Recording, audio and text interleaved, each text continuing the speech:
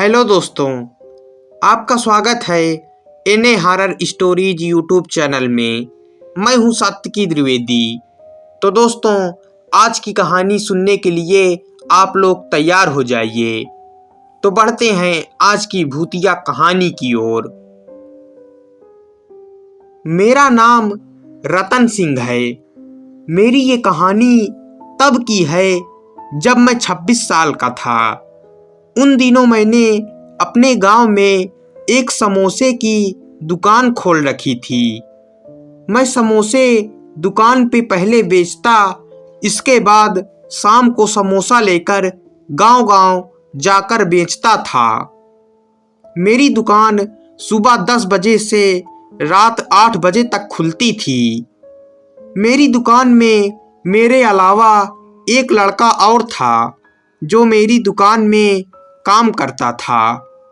शाम को जब मैं समोसा लेकर बेचने जाता तो वो लड़का रात 8 बजे तक मेरे आने तक दुकान संभालता था। रात 8 बजे मैं और मेरी दुकान का लड़का दोनों दुकान बंद करके घर चले जाते थे। एक दिन मैं शाम को समोसे लेकर दूसरे गांव में बेच रहा था।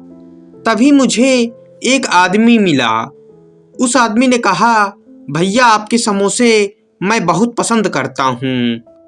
उस आदमी की बात सुनकर मैंने कहा, धन्यवाद भाई। इसके बाद उस आदमी ने कहा, भैया अगले हफ्ते मेरे दोस्त की बहन की शादी है, क्या आप उसमें आकर समोसा बना दोगे?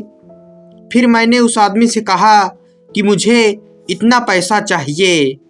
तो वो आदमी बोला, ठीक है, आपको पैसा मिल जाएगा। फिर उसने कॉपी पेन में एड्रेस लिखा और बोला कि 26 तारीख को इस गांव में चले जाना और मैं आपको वहीं मिलूंगा। वो गांव मेरे गांव से 10 किलोमीटर दूर था।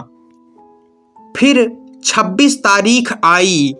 उस दिन मैं और मेरे दुकान का लड़का रितेश उस गांव में चले गए। हमको वो आदमी वहीं मिला। फिर उसने हमें समोसा बनाने को कहा। मैंने और रितेश ने काफ़ी देर रात तक समोसों को बनाया। समोसा बनाने के बाद उस आदमी का दोस्त आया और उसने हमको पैसा दे दिया। पैसे लेने के बाद हम दोनों वहाँ से निकल पड़े। उस आदमी और उसके दोस्त ने हमको काफ़ी मना किया कि कल चले जाना, लेकिन हम नहीं रुके। तब तक रात के 11 बज चुके थे। वहाँ से निकलने के बाद रितेश ने कहा, भाई रात हो चुकी है, घर पहुँचने में देर हो जाएगी, चलो इस कच्चे रास्ते से चलते हैं, जल्दी पहुँचेंगे। मैंने रितेश की बात मान ली और हम मेन रोड को छोड़कर कच्चे रास्ते से अपने गांव जाने लगे। लगभग 1 किलोमीटर चलने के बाद हमें उस कच्चे रास्ते के बगल में पेड़ों के पास किसी आदमी के रोने चीखने की आवाज़ आई।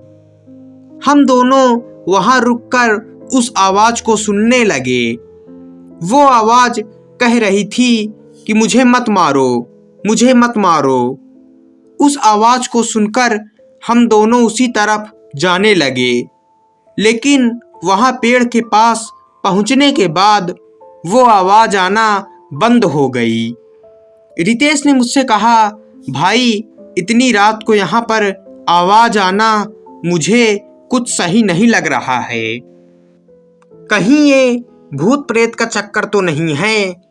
रितेश की बात सुनकर मैंने कहा, भाई तू सही कह रहा है, चल जल्दी से यहाँ से चलते हैं। हम दोनों वहाँ से जाने वाले ही थे कि तभी वो आवाज़ फिर से आई। इस बार वो आवाज़ पेड़ के ऊपर से आई थी। हम दोनों ने पेड़ के ऊपर देखा तो हमारे तो रोंगटे खड़े हो गए। हम डर के मारे पागल से हो गए। हमने देखा पेड़ के ऊपर एक आदमी सफ़ेद कपड़े पहने खड़ा था। उसकी लाल लाल आंखें थीं, नाखून लंबे लंबे, चेहरा पूरा सड़ा हुआ था और उसके पैर उल्टे थे। उसको देखने के बाद हम दोनों वहां से बेतहाशा तेजी से भागने लगे।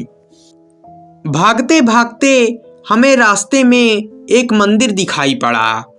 हम दोनों उस मंदिर में चले गए।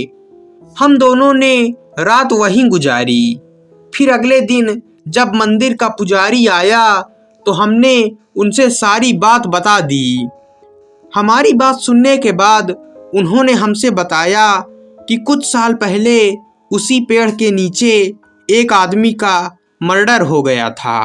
वो बचाओ बचाओ करता रहा लेकिन कोई उसकी आवाज़ नहीं सुन पाया। तब से वो आदमी रात को प्रेत बनकर बचाओ बचाओ चिल्लाता है। वो प्रेत कई आदमी को दिख चुका है लेकिन उसने किसी को नुकसान नहीं पहुंचाया। पुजारी की बात सुनकर हम दोनों घर चले गए और फिर कभी रात को उस रास्ते से कभी नहीं गुजरे। तो दोस्तों, ये कहानी यहीं पर ख़त्म हो जाती है। कहानी पसंद आई हो तो वीडियो को लाइक, चैनल को सब्सक्राइब कर दीजिएगा। मिलते हैं अगली भूतिया कहानी में।